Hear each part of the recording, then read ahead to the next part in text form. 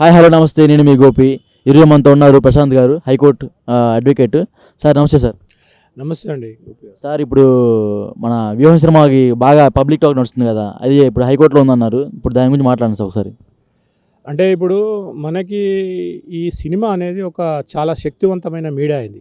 ఎందుకంటే దాంట్లో వినోదంతో పాటు విజ్ఞానాన్ని ఇచ్చే ఒక సాధనం అది సినిమా అనేది. అయితే ఇప్పుడు దాన్ని రకరకాలుగా వాడుకుంటారు. చాలామంది అలాంటివి తీసి చాలా ఇన్స్పైర్ అయ్యారు, చాలామంది ఉన్నారు. ఇప్పుడు మన తెలంగాణ ఉద్యమం తీస్తే కూడా అప్పుడు జైబోలో తెలంగాణ అని శంకర్ గారు తీశారు. దాంతో కొంచెం ఇన్స్పిరేషన్ అయింది, అది పాజిటివ్గా ఉద్యమానికి దారితీసింది. అంటే ఇప్పుడు ఆంధ్రాలో ఏమంటున్నారంటే సార్, జగన్ గారు రామ్ గోపాల్ వర్మకి ఇంత క్యాష్ అని ఇచ్చారు. సో దాన్ని బట్టి అవతల ప్రభుత్వం అదే అపోజిట్ ఉంటారు కదా సార్, ఏది పవర్లో లేని ఇప్పుడు జనసేన ఉంది, టీడీపీ ఉంది, వాళ్ళకి నెగిటివ్గా సినిమాలో ఉందని సినిమాలో చూపిస్తారని హైకోర్టులో కేసు వేశారు. దానికి చెప్పండి సార్. అంటే ఇప్పుడు ఇది ఒక దానికి సబ్జెక్ట్ ఏంటంటే దాంట్లో క్యారెక్టర్ని డైరెక్ట్ పోర్ట్రే చేస్తురా. ఇప్పుడు ఇప్పుడు గతంలో వర్మ గారు తీసిన సినిమాలలో ఆ క్యారెక్టర్ని డైరెక్ట్ చూపెట్టారు. ఏంటిది, ఎన్టీఆర్ గారి పాత్రను, తర్వాత లక్ష్మీ పార్వతి గారి పాత్రను డైరెక్ట్ చూపెట్టేశారు. తర్వాత చంద్రబాబు నాయుడు గారి పాత్రను యాస్టిగా చూపించారు. మరి అప్పుడేం ఆబ్జెక్షన్స్ రాలేదు. ఇప్పుడు జగన్ ఆఫీస్ నుంచి సూట్ కేసులు వెళ్ళాయంట రామ్ గోపాల్ వర్మ ఆఫీస్కి. సో దాని గురించి జగన్కి కన్వీనియంట్గా మంచిగా ఉండాలని సినిమా తీసారంట, అవతల నెగిటివ్ చేయాలని. అయితే ఇప్పుడు మన మెచ్యూరిటీ చాలా వచ్చేసింది ఆడియన్స్కి. ఓన్లీ ఇప్పుడు సినిమాలు చూసి ఓట్లు వేసే పరిస్థితి లేదు. ఇప్పుడు 2019 అదే జరిగింది సార్. 2019లో జగన్ గారు గెలిచింది కేవలం నాకు తెలిసే సినిమాలకి, లేకపోతే ఆయన మీద జరిగిన సాంగ్స్ గెలిచారు. ఓకే, 2019 పరిస్థితి వేరండి. ఇప్పుడు యాంటీ ఇన్కంబెన్సీ అని ఉంటుంది. ఇప్పుడు సెకండ్ టర్మ్ జగన్ గారు కంటెస్ట్ చేస్తారు, ఓకేనా. ఇప్పుడు అది ప్రజలు అనేది న్యాయ నిర్ణేతలు. జగన్ గారి పరిపాలన ఎట్లుంది, ఆయనది how he has ruled so far అనేది దే విల్ జడ్జ్ ప్రాపర్లీ. అక్కడ దాంట్లో ఏమీ లేదు. ఇప్పుడు సినిమా వచ్చి ఏదో ఎఫెక్ట్ అవుతుందంటే నేను అనుకోవట్లేదు. ఎందుకంటే ఆల్రెడీ డిసైడ్ అయిపోయారు. ఇప్పుడు రీసెంట్ ట్రెండ్ తెలంగాణలో చూస్తే ఏమైంది, చాలా చేశాడు. ఇప్పుడు హైదరాబాద్ చాలా బ్యూటిఫుల్ అయింది, అందరూ ఇప్పుడు ట్రెండ్ వచ్చేసింది. కానీ ఏమైంది, ప్రజలు ఎట్లా నిర్ణయం ఇచ్చారు, పొలిటికల్ లీడర్స్కే అందనంత విధంగా ప్రజలు తీర్పిచ్చారు. ఇప్పుడు అది కూడా అక్కడ ట్రెండ్ జరుగుతుంది. అయితే సినిమా అనేది టెక్నికల్గా ఏంటంటే వాళ్ళు ప్రజల్ని ఆలోచింపజేయాలి. కానీ ఇక్కడ ఏంటంటే ఓన్లీ ఇన్ఫ్లుయెన్స్ చేసి ఓట్లు తెచ్చుకునే కార్యక్రమాలు జరుగుతున్నాయి సినిమాను వాడుకొని. అయితే ఇక్కడ మీరు అన్నది ఏది డబ్బులు లేకుండా జరగదు. ఇప్పుడు సినీ ఫీల్డ్ అనేది అనదర్ బిగ్గెస్ట్ ఎస్టేట్. దాంట్లో చాలా డబ్బులు ట్రాన్సాక్షన్ అయితే దానికి అనుబంధంగా రాజకీయ నాయకులు పనిచేస్తారు, రియల్ ఎస్టేట్ వ్యాపారులు పనిచేస్తారు. చాలా అన్ని business people are interested in film making. దాంట్లో కొన్ని జరుగుతాయి, దాన్ని వాడుకోవాలని చేస్తున్నప్పుడు అదే దాన్ని క్షుణ్ణంగా పరిశీలించింది. ఇప్పుడు హైకోర్టు కూడా దాన్ని పరిశీలించి ఇప్పుడు మన రాజ్యాంగబద్ధంగా స్వేచ్ఛను ఎంతవరకు వాళ్ళు, రాజ్యాంగం ఇచ్చిన స్వేచ్ఛను వాళ్ళు ఎంతవరకు వాడుకున్నారు, దుర్వినియోగం చేసారు అనే విషయాన్ని చేసి సెన్సార్ బోర్డుకి ఒకటి డైరెక్షన్ ఇచ్చింది. మీరు దాంట్లో చూడండి. ఇప్పటికి 2 సార్లు సెన్సార్ అయిపోయిన తర్వాత, బయటకు వచ్చిన తర్వాత మళ్ళీ 2 సార్లు కోర్టులు వేసారంట వ్యూహం సినిమాని.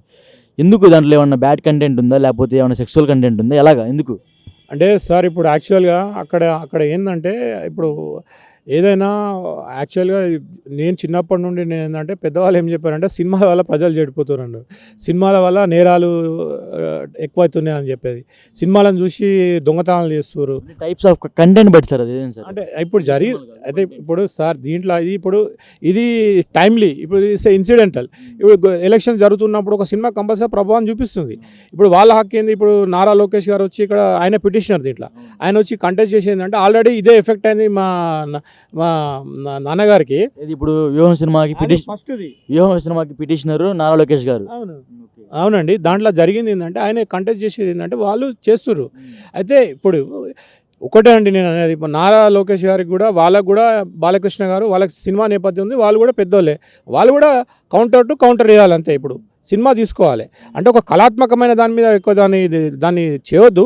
సరే, కోర్టు వారు తీసుకెళ్ళారు, కోర్టులో వాళ్ళు డైరెక్షన్ ఏంది, వాళ్ళు అంతా అడ్జుడికేషన్ అయిపోయింది, డైరెక్షన్ ఇచ్చి దాని ప్రకారం చేస్తారు. అయితే వాళ్ళు కొన్ని విలువలు చూస్తారు.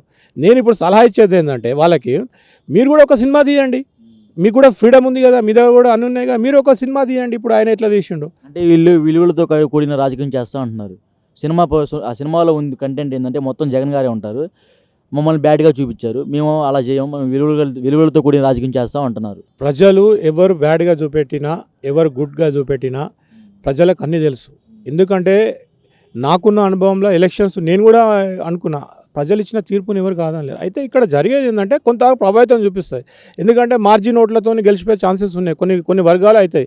అక్కడ వాళ్ళు ఏంటంటే కాస్ట్ పాలిటిక్స్ చేయొద్దు సినిమాలలో, ఫస్ట్ రిలీజియస్ పాలిటిక్స్ చేయొద్దు, వ్యక్తిగతంగా నువ్వు ఎంత చేసినా జరుగుతుంది, అంతవరకే పరిమితం ఉండాలి. అట్లా మళ్ళీ వేరే సమస్యలు సమాజంలో సృష్టించకుండా తీసుకునే బాధ్యత మన అందరికీ ఉన్నది, గౌరవ హైకోర్టుకు ఉన్నది, మన సామాజికంగా మన పౌరులకు మనకు కూడా ఉన్నది. ఇప్పుడు ఈ ట్రెండ్ అవుతుంది. నేను చెప్పేది అంటే మీరు ఫ్రెండ్లీగా తీసుకోండి, ఇప్పుడు కౌంటర్ వేసుకోండి, మాట్లాడుకోండి. ప్రతి రాజకీయ నాయకుడు విమర్శిస్తే ఇంకోరు విమర్శిస్తారు, కానీ ఆరోగ్యవంతంగా మంచి భాషను వాడుతూ కన్స్ట్రక్టివ్ చేయండి. ఇప్పుడు మీతో నేను మాట్లాడుతూనే నన్ను చెప్పారు, కొన్ని ప్రశ్నలు వేస్తే నేను కరెక్టే, నా ఫ్లోలో జరగవచ్చు, నేను రెక్టిఫై చేసుకోవాలి అంతే. దాంతో అట్లా ముందుకెళ్ళాలి. దాన్ని ఇక్కడ జరిగేది ఏంటంటే ఇప్పుడు ఇది ట్రెండింగ్ అయిపోయింది. ఇప్పుడు వర్మ గారు చేస్తారు, ఆయన చేసినప్పుడు ఆయన కూడా కొన్ని సామాజిక కొన్ని మోరల్ వాల్యూస్ ఏంటంటే సార్ ఫైనల్గా వ్యూహం సినిమా రిలీజ్ అవుతుందా కాదా? అంటే దాన్ని ఆపలేరండి. ఎందుకంటే ఆ సినిమా రిలీజ్ అవుతుంది, దానికి లేదు. ఎందుకంటే మనకు హైయెస్ట్ కోర్టు ఉన్నది.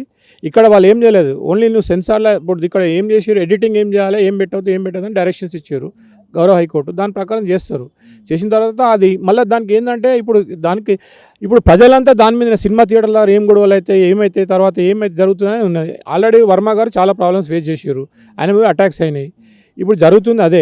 దేనైనా ఇప్పుడు ఆర్టిస్టిక్ కాబట్టి వాళ్ళకి రైట్స్ ఉన్నాయి కాబట్టి ప్రొసీజర్ ఫాలో అయ్యారు. సినిమాని ఎట్లా వాళ్ళు అన్నీ అంటే ఫిలిం ఛాంబర్లా వాళ్ళకు ఉంది, అది యాజ్ పర్ నామ్స్ ప్రకారం పోయారు కాబట్టి ఇప్పుడు ఇచ్చిరా, it is going to be release. నేను మన టీడీపీ వాళ్ళకు నేను ఫ్రెండ్లీగా నేను చెప్పేదంటే మీరు కూడా ఒక సినిమా తీయండి షార్ట్ టైంలో, చాలామంది ఉన్నారు.